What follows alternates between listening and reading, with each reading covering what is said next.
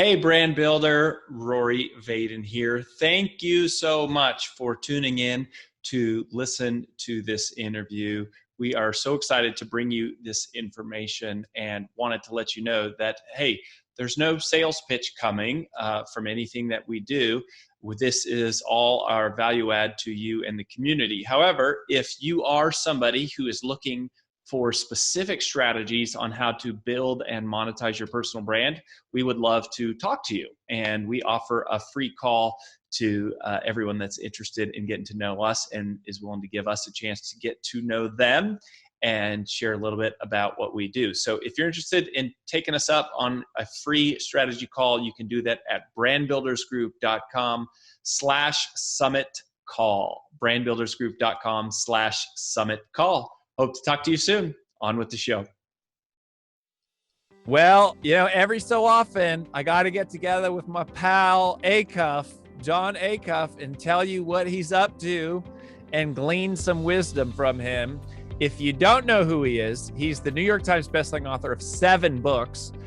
His last book was a #1 Wall Street Journal bestseller called Finish, Give Yourself the Gift of Done. He's an incredible speaker. He's freaking hilarious. He's been doing a lot of research lately and conducting studies and just really fascinating. We'll hear about that as related to goals and specifically today about overthinking. But he speaks for big companies, Fedex, Nissan, Chick-fil-A. He's got well over 500,000 people following him on social. And we've just been friends for years. He lives here in Nashville.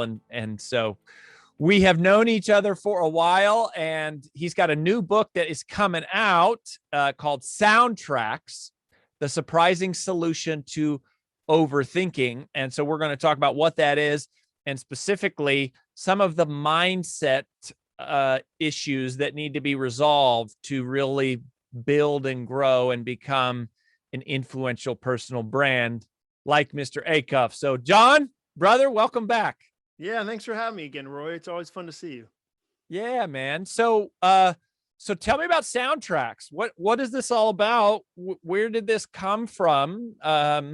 I know that you've been really diving into some of the data and some of the research here in the last few years, and I'm guessing this is connected to that. Yeah, so I would say if you're a personal brand and you're going to launch a book, you're going to do a product, you're going to do any sort of new endeavor, there's 3 things to look for. It's kind of my Venn diagram. The first thing is you look for a personal connection. Do I have a personal connection to this content? Second thing is there a real need in the marketplace? Can I identify a need? The third is there a hole in the market for me to put it into? So for me, I've always been an overthinker. I learned some things about my thoughts and that I got to choose them in 2008, and it kind of launched my speaking career. And so I'd been working on choosing my thoughts, which turned into my actions, which turned into results for a long time. And then I said, okay, but I wonder if other people need that. Are there other overthinkers? And so I have a PhD named Mike Peasley who helps me with research. And we asked 10,000 people if they struggle with overthinking, and 99.5% of them said yes. So I knew there was a need. And then I went to the marketplace, and there's some great books about overthinking, but a lot of them say, stop it, stop it, stop it. And my opinion was, why would I ever turn off this amazing machine? What if I just fed it with good things, with thoughts that push me forward, not thoughts that push me back? And so that for me was the Venn diagram where I said, okay, I'm willing to invest a few years of my life into this idea. And I think it's going to reach a lot of people, and I'm deeply connected to it. So let me spend the time. That's kind of the genesis of why I decided to write about overthinking. So when you say overthinking, is that the same as saying we're thinking limiting thoughts about ourselves? Like we're dealing with self-doubt and insecurity. And there's like when you say soundtrack is like the metaphor here, is it is the negative kind of tape rolling in our mind? That's what we're talking about? It can be. It 100% can be. I mean, that, one of the things we say is that in all the research, because we took thousands of people through this, like that for me has been the evolution as a personal brand. Early books, I didn't understand the research side of things. Now I have ideas in this office, but if I send them out of this office, who they help? Jon Acuff. It's a very narrow focus. But if I take all these ideas and I have the generous thousands of readers who go, we'll test those for a month. We'll give you feedback. Then I have 35 different stories where a stay-at-home mom, a CEO, a college student can go, oh, I see myself in that book because I've tested the ideas with other people. And so for me, one of the things we said was we never found somebody whose problem was they overthought compliments. We never found somebody who's like, I just keep overthinking what a good mom I am, and it's really causing problems in my life. But on a broader sense, I define overthinking as when what you think gets in the way of what you want. And the difference between overthinking and being prepared, because that's great natural pushback. Okay, well, maybe I'm just prepared. I like to be analytical.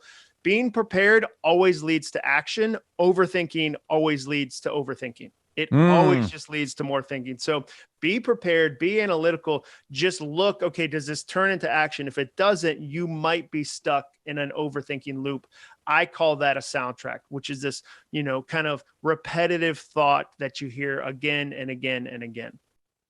And you say that again. You said being prepared always leads to action, but overthinking just leads to more thinking. It leads to more overthinking. Yeah, that's the difference. So if you said to me, as somebody who writes books, people come up to me and go, oh, I've always wanted to write a book. I've been working on one for 10 years. I know that that's too long. Like, I know, that there's the chance you're overthinking that. Where if you say, I'm working on a book, I've already finished 4 chapters, I've already submitted it to the publisher, like, I can see actions. And so the goal of the book is to help you get new thoughts that lead to new actions that generate new results. And most people don't understand that they get to choose what they think about. They think a thought is something they have, not something they hone. And what I try to teach is your thoughts are going to come by choice or chance, and choice is so much better. So as you apply this to personal brands and specifically yourself, you've built a huge social media following. You have launched New York Times bestselling books. You have this great speaking career. What are some of the evolutions of like the soundtracks that you've had to battle in your own mind related to those different things? Or is there a certain part of your business that you've really struggled with it? Or is there like, has it been like a series of, I had to overcome this hurdle and then this hurdle and this hurdle and like talk to us about your evolution as a personal brand as it relates to the evolution of the soundtracks you've had to like rewrite in your own head. Sure. Well, I mean, where I first discovered that it was powerful and possible was 2008. I get an email from an event planner who's been reading a blog I had and said, hey, would you come speak at our event? I'd never spoken professionally before. I didn't even know that was a thing. I didn't know people got paid for it. I didn't know how to do it. All I had was a thought. I had a new soundtrack that said, I think I can do this. I think I can do this. And then I threw overwhelming action at it. I worked on it. I did repetitions. I worked on it, and it changed my life. Like the start of that thought was the start of me moving to Nashville, was the start of writing New York Times bestsellers, was the start of getting to speak around the world. I had no other evidence except for that thought. So that's an example of where it worked well for me, where I said, okay, I'm going to listen to this soundtrack. I'm going to make it true through action, and I'm going to see the results I get through that. One that's been more challenging is I've got a note right on my wall right here. I'll pull it off. And all it says is ask for more. And I wrote that on August 27th, 2020, because I found myself in negotiations undervaluing my work. That's something that every personal brand struggles with. The idea of like, what do I price it as? I don't want to price it as too much. I don't want to. And so I needed those words. They're not sexy. They're not that catchy, but I needed to see ask for more, because I found myself listening to a broken soundtrack. Who are you to charge that amount of money? Who are you to give that advice? Who are you? And I think that's something that every personal brand struggles with. So for me, when it came to specifically money, I needed to say, okay, remember, ask for more. Remember, ask for more. Value what you do. Remember, ask for more. If it takes, people have said that before, like even if it takes you an hour, they're paying you for the 10 years of expertise. They're not paying for you for the hour. So change that soundtrack. So yeah, I would say for me, it's been a process. And every time I find a new one, I go, okay, what do I want to do with that broken soundtrack? How am I going to change that? How am I going to use a new one to push me forward into my business? Mm-hmm. And so that's a great example. So negotiating fees or just what you're pricing your various offerings at. Have there been any others in the journey that were like along the way that were big ones, or has it just kind of been more like Yeah. a series of So small ones? I mean, it's been like they come in all shapes and sizes. And that's the fun thing is a soundtrack can be a song lyric. It can be a question from a friend. It can be a paragraph you read in a book. It's not that you have to sit down and come up with the next, just do it. Don't put that pressure on yourself. So for me, another one that I recognized, a fairly big one, was when I show up at a speaking event, I'm there to serve the client, not there to look like a rock star. I want the event planner to win. I want the CEO to look good. I want the audience to win. And that service switch changed everything.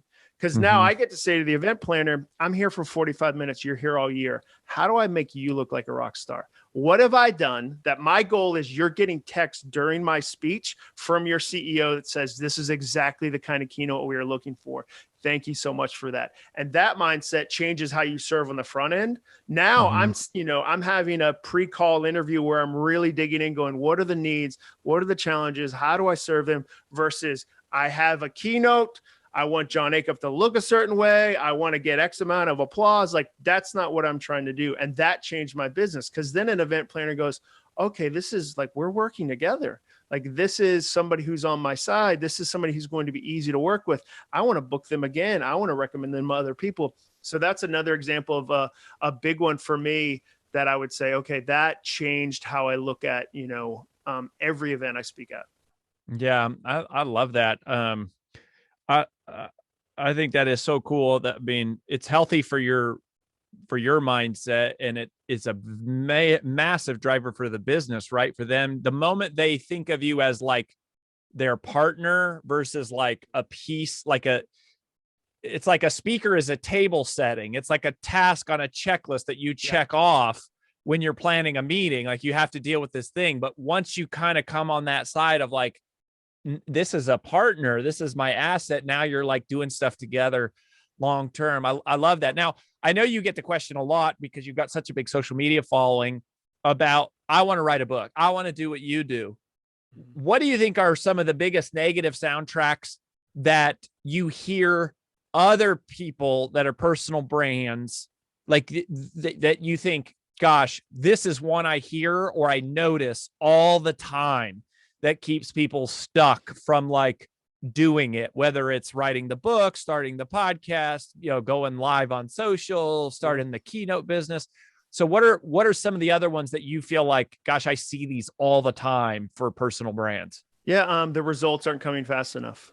Oh my gosh, that's so good. The results aren't coming fast enough. I tried this thing. It didn't work. How long did you try it for? 10 days. Well, what could you have possibly learned in 10 days? I have a friend who's a YouTube expert, and we always talk about that because that's one of the challenges is that people go, I know I won't get instant monetization. I know it's not going to be big. They say that on the front end, but the reality is 3 months in, they go, hey, how come I'm not like making $1 million on YouTube yet? And you go, well, like, it takes time to grow the thing. It takes time to serve the audience. It takes time to be. So like I always, my soundtrack to that would be, the positive version would be, accept the gift of invisibility. Like, you get to make some mistakes when you're invisible that you won't get to make when you're public. So don't fight that. Like, learn the things before everybody's watching, grow the things, like get a structure, get a foundation so that when eyeballs show up, you've got something to do with them. There's a lot of personal brands that 1 million people getting into your thing would wreck your company because you couldn't even handle that. So like learning to be patient with the results and gracious with the progress, I think is a big soundtrack, and like focusing on the marketing before the craft. So I think, let's take writing, for instance. People go, I got to spend a ton on marketing. I go, well, did you spend any on editing? They go, no, I didn't. It didn't need to be edited. It was a great idea. And I go, then it's not going to have a long tail. Like, you need to like make sure the craft is good too, not just the marketing. And you see this when people say, hey, John, I need writing advice. I'll go, sure, no problem. They go, which publisher should I work with? And I'll go, does the book exist yet? Do you have a good concept? And there's this desire to rush to the finish line versus go, I have to do the things that are going to take me a little bit to get better at and grow. And so, I think those are that. And then trying to achieve 100% acceptance of your idea, thinking that's possible. It's not. There are going to be people that don't like your idea, and that's okay. And if you get distracted by them, we live in a culture that over focuses on small handfuls of people. So you read an article that goes huge backlash to da da da da, and you read the article and it was 4 people on Twitter that each have 20 followers, and that was huge backlash. So as a personal brand, you have to go, here's who I'm serving. These 3 people who weren't going to buy my thing anyway don't get to decide that I don't do it. And so that's another one, is not talking about your stuff enough and consistently. So my example of that would be, back before COVID, I'd do book tours, and say I'd go to Lancaster, Pennsylvania, and I'd tell people 3 different times, 3 different ways, emails, Instagram, I'm coming to Lancaster, coming to Lancaster. I'd feel like I'm bothering them. And then the next day I'd post the picture of the event in Lancaster, and inevitably people would go, oh, I wish I'd known about it.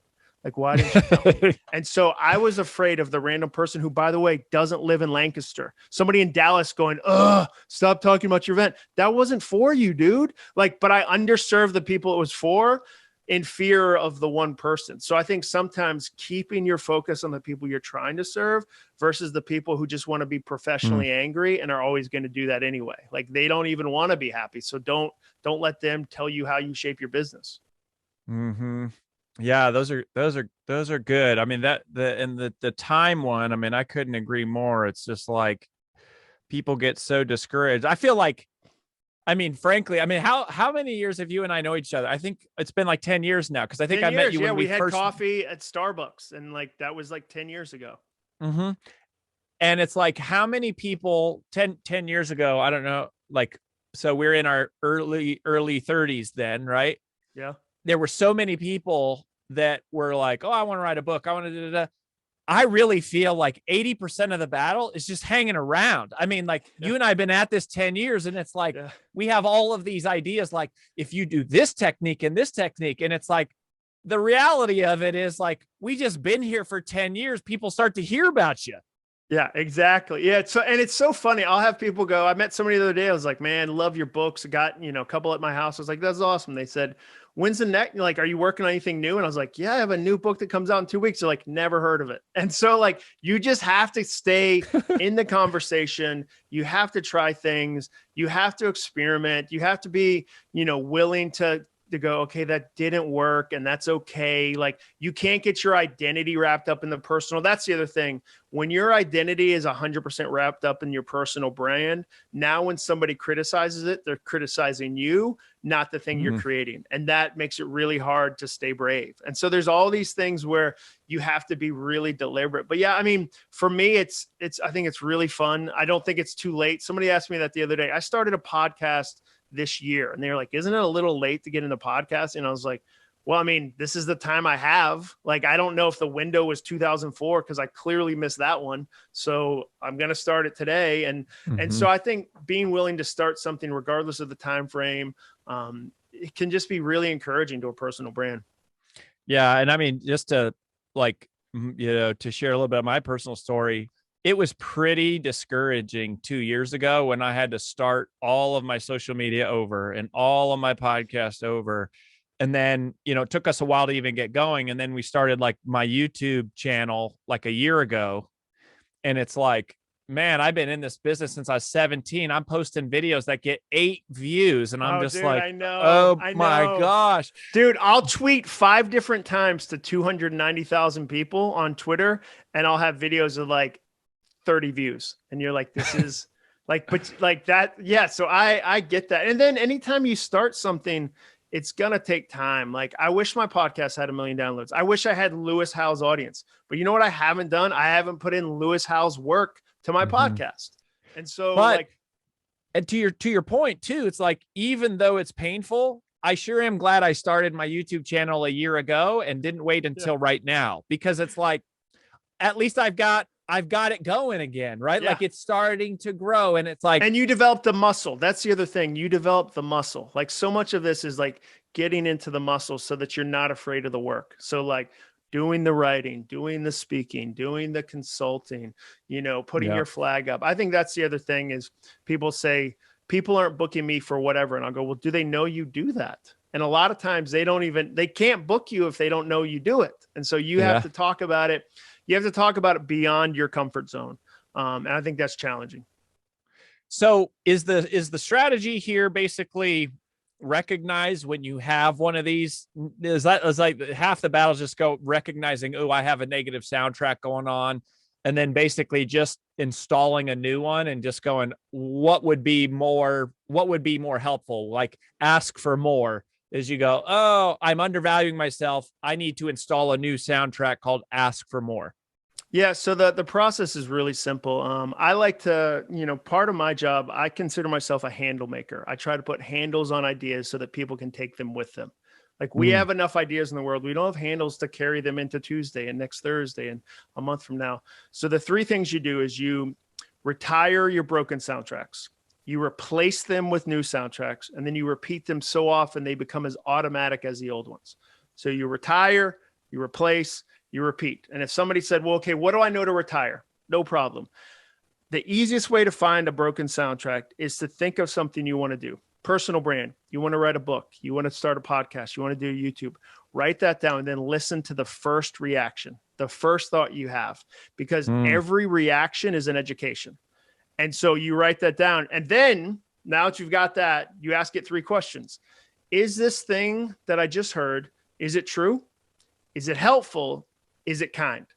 And if it's not, if you can't say yes to all those three things, you probably need to retire it and come up with a new one that you then repeat until you actually believe it. Yeah, I love it.